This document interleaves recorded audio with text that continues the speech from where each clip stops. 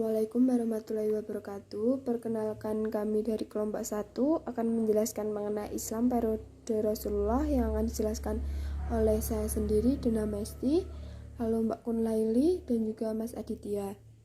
Langsung saja ke pembahasan yang pertama, yaitu masa sebelum kenabian. Masa sebelum kenabian atau biasa disebut dengan zaman jahiliyah merupakan zaman kegelapan dan kebodohan, karena saat itu tersebar merata paganisme, khurafat, fanatisme, rasialisme, dan kesenjangan tatanan sosial masyarakat.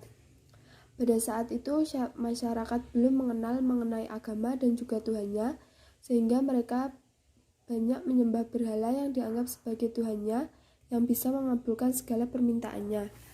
Sampai akhirnya Nabi Muhammad menerima wahyu pertama yang disampaikan oleh Malaikat Jibril di Gua Hira pada tanggal 17 Ramadan atau 6 Agustus tahun 610 Masehi. Turunlah surat Al-Mudatsir, surat ke-74 ayat 1-7, yang inti dari surat tersebut adalah perintah untuk melakukan seruan dan peringatan kepada umat manusia. Berdasarkan perintah Allah tersebut, mulailah Rasulullah berdakwah. Lalu pembahasan yang kedua, sistem dakwah Nabi itu dibagi menjadi dua. Yang pertama, fase Mekah dan juga fase Madinah. Dalam fase Mekah, Rasulullah menggunakan dua metode atau dua cara. Yang pertama, dakwah bil syiri atau diam-diam, dilakukan sembunyi-sembunyi. Beliau menyampaikan dakwahnya di lingkungan sendiri dan kalangan sahabatnya. Orang pertama kali yang menerima dakwahnya dan masuk Islam adalah Khadijah, yang tidak lain adalah istri Rasulullah SAW. Kemudian disusul Ali bin Abi Thalib yang waktu itu berumur 10 tahun, kemudian Abu Bakar yang merupakan sahabat Nabi sejak masa kecil. Dakwah ini dilakukan kurang lebih selama 3 tahun dan berhasil mengajak belasan orang memeluk Islam. Lalu cara yang kedua yaitu dakwah bil jahri atau terang-terangan. Rasulullah menyampaikan dakwahnya kepada seluruh lapisan masyarakat kota Mekah yang pluralistik. Beliau menggunakan Bukit Sofa untuk berdakwah selama 2 kali. Lalu yang kedua, fase Madinah. Dalam fase Madinah ini dilakukan dengan melakukan perjanjian berupa piagam persaudaraan antar kelompok yang dikenal dengan piagam Madinah. Inti dari pasal-pasalnya adalah menetapkan kewajiban seluruh warga Madinah untuk bersatu dan saling bahu-membahu dalam membela negara terhadap serangan dari luar. Langkah yang ditempuh dalam penyebaran agama Islam di Madinah sehingga mudah diterima yaitu yang pertama adalah memberikan kemerdekaan beragama kepada penduduk. Yang kedua, Islam mengajarkan bahwa manusia adalah umat yang satu, untuk itu wajib memelihara persaudaraan dan saling tolong-menolong. Yang ketiga, Islam mengajarkan setiap muslim bersaudara dengan muslim lain, sehingga persaudaraan antara golongan muhajirin dan ansor semakin erat. Mungkin itu yang dapat saya sampaikan. Selanjutnya akan disampaikan oleh Mbak Kun Laili. Baik, saya akan menjelaskan tentang model kepemimpinan Rasulullah SAW. Nabi Muhammad SAW adalah seorang pemimpin spiritual yang berjaya. Dalam konteks pembawa, beliau telah berjaya menghasilkan revolusi menyesuaikan dalam cara hidup dan pemikiran masyarakat Arab. Sikap kepemimpinan Muhammad SAW diantaranya mulai dari dirinya sendiri, memberikan keteladanan komunikasi yang efektif, dekat dengan umatnya, selalu bermusyawarah, memberikan pujian. Model kepemimpinan yang dikembangkan oleh Nabi Muhammad SAW yaitu dilandaskan pada moralitas yang kokoh. Nabi sebagai seorang pemimpin umat dan masyarakat benar-benar mencitrakan dirinya sebagai pemimpin yang memiliki akhlak mulia yang baik untuk diteladani dalam segenap hal. Kepemimpinan dan akhlak yang berada di Nabi Muhammad SAW sebagai berikut. Yang pertama, Nabi adalah pemimpin yang mampu meresapkan rasa keadilan yang merata semua pihak tanpa terkecuali. Nabi benar-benar pemimpin dengan sentuh rasa cinta, empati, dan simpati yang tiada rata yang dipersembahkan kepada seluruh umatnya.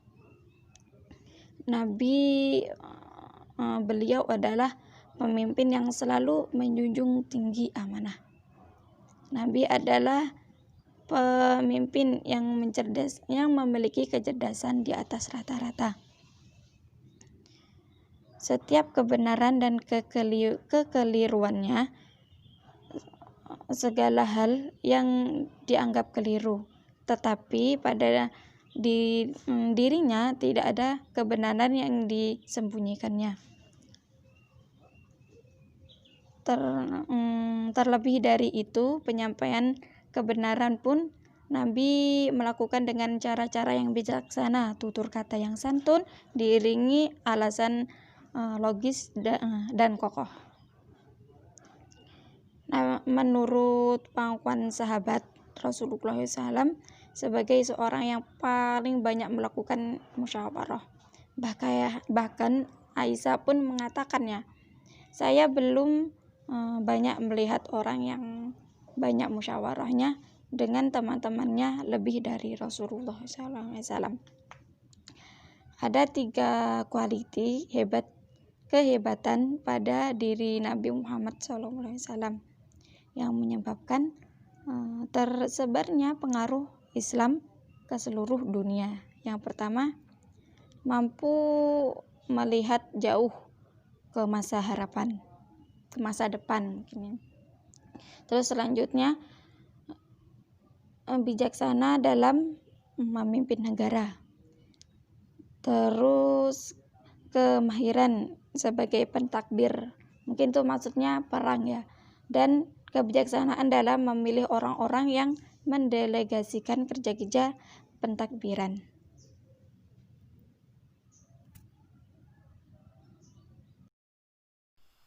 Assalamualaikum warahmatullahi wabarakatuh. Sekarang melanjutkan yang tadi, yaitu poin D, peradaban di masa Rasulullah. Dalam berdakwah, Nabi Muhammad SAW tidak hanya menggunakan aspek kenabiannya, tapi juga menggunakan tabligh dan menggunakan strategi politik dengan munculnya aspek-aspek keteladanan yang menyelesaikan persoalan.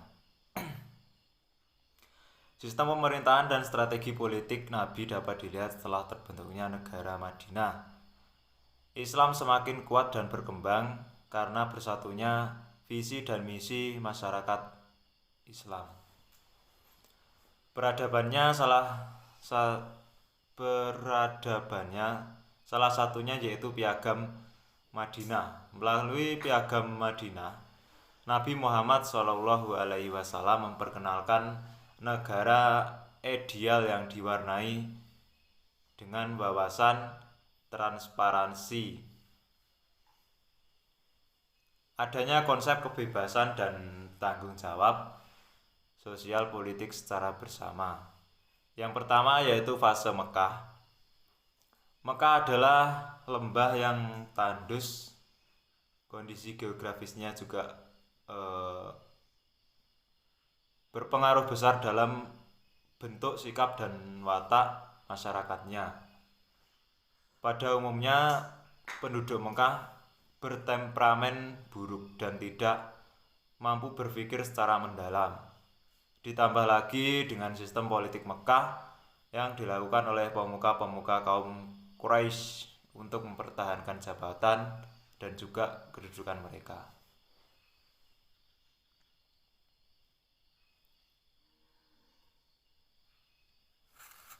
Karena reaksi keras dari kaum Quraisy itulah yang menghambat dakwah Nabi Muhammad SAW.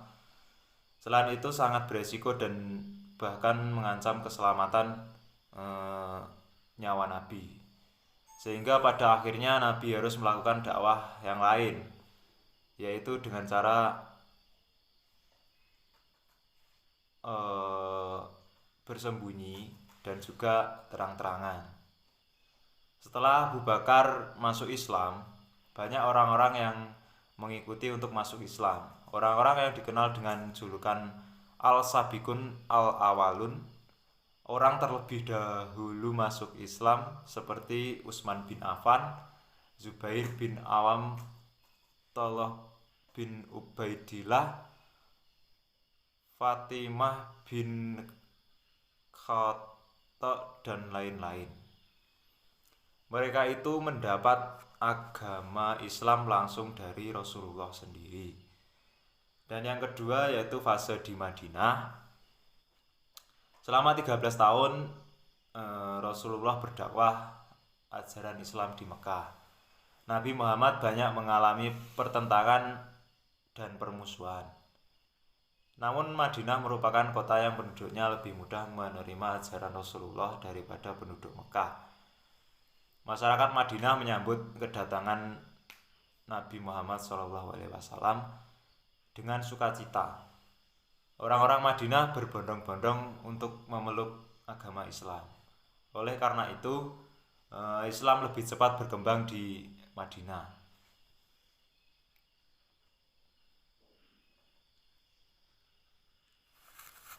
Nabi berhasil membentuk sistem yang menyatukan masyarakat Madinah. Maka dari itu, apabila ada satu yang sakit, maka yang lain turut merasakan.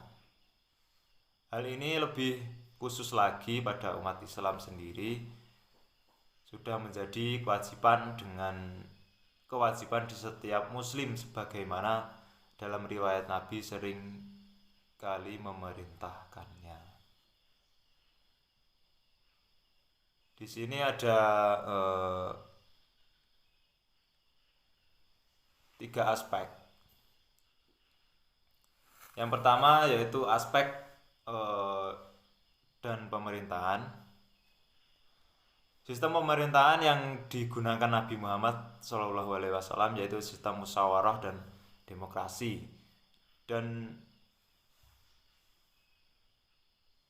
perkara yang diputuskan dengan seadil-adilnya, sehingga golongan yang berbeda-beda merasa tidak tenang karena tidak ada diskriminasi. Mereka juga hidup berdampingan tanpa ada permusuhan dengan yang lain. Keberagaman yang ada tidak menjadi persoalan, justru mengkokohkan solidaritas di antara mereka. Adapun strategi yang dilakukan adalah sebagai berikut. Yang pertama yaitu pembangunan masjid, kemiliteran, dan juga dakwah. Yang kedua, kondisi perekonomian Madinah. Kekayaan Madinah nyaris secara keseluruhan terkonsentrasi di tangan-tangan Yahudi, sehingga orang Arab hidup dalam kemiskinan dan kekurangan selama bertahun-tahun. Salah satu alasan mengapa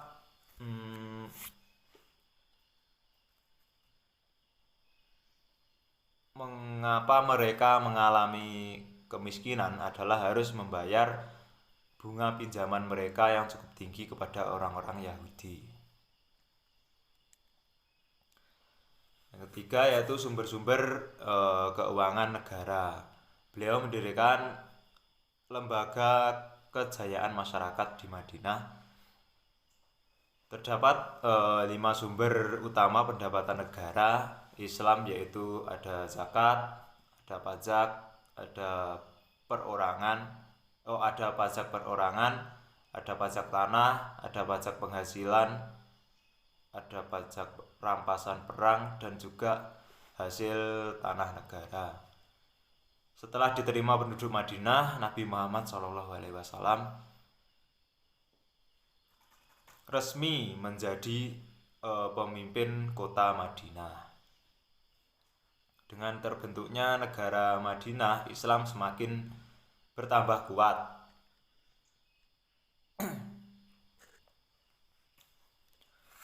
Mungkin cukup itu yang bisa saya sampaikan. Ada kurangnya saya mohon maaf.